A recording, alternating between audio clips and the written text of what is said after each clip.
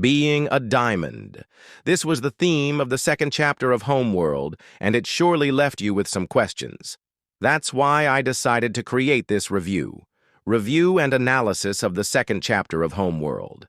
If you'd like, I can keep making videos like this to explain the story better.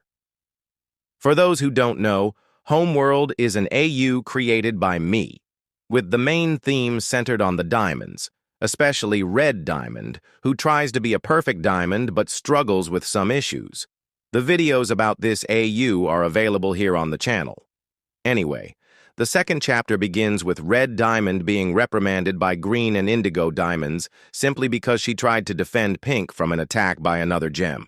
She is forced to return to her colony, and on the way, she meets Pink Diamond, who apologizes for what happened at the ball. Then, Indigo Pearl arrives. Yes, Indigo Diamond's pearl. And just so you know, this pearl will reappear in the third chapter. She delivers a message and a pearl to Red Diamond before leaving her with Pink Diamond. Red Diamond returns to her colony, which is in another solar system but within the same galaxy. In her control base, she finds a turquoise and a garnet umbellite. Their roles have already been revealed in the videos Getting to Know the Gems of Homeworld, but to summarize, turquoise is a wise gem who wants her temple built quickly, and garnet umbellite wants to start a new kindergarten. When Red Diamond reaches her control panel, she contacts a rather peculiar gem, Red Zirconia. She acts as Red Diamond's vice-regent, taking charge when Red Diamond is absent or occupied, which is why Red Diamond requested reports from her. Another gem present is a hematite, who serves as her secretary.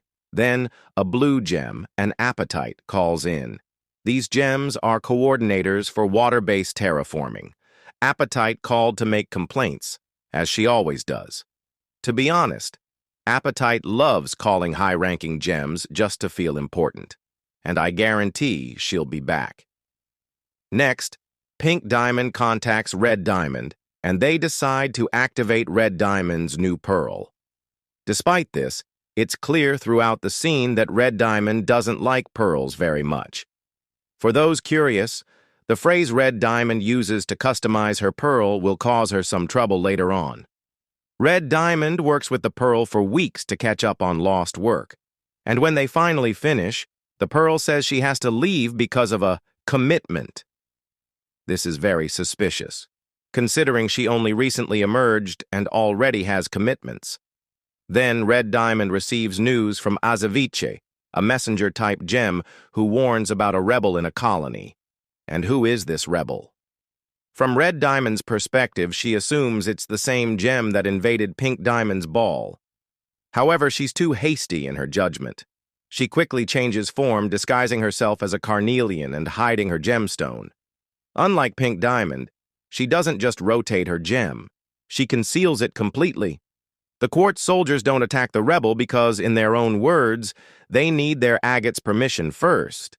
It makes sense considering they were designated for colonization, not capturing rebels, but also, let's be honest, quartz soldiers in the series always cause trouble. Then, Red Diamond, caught up in the moment, disguises herself and engages in battle with the rebel. This leads to a dramatic fight scene that cost me hours of sleep to animate. During the battle, Red Diamond has an internal monologue, expressing her insecurities and possibly even feelings for Pink Diamond. At that moment, she awakens a new diamond ability, the power to launch an X that when it touches a gem allows her to force them to poof whenever she wants. But right then, the rebel hints that maybe she isn't the true enemy. Unfortunately, she poofs before revealing the truth, leaving us in suspense. It starts raining, creating a tense atmosphere, and by the time Agate arrives, it's already too late. Overall, this chapter shows that being a diamond isn't always easy. They can make mistakes. I'd rate this episode 4 out of 10, very intriguing, but a lot of information to process. And that's it for this video. I hope you enjoyed it. Let me know in the comments what you didn't understand or if you want to know more about the story. Sayonara.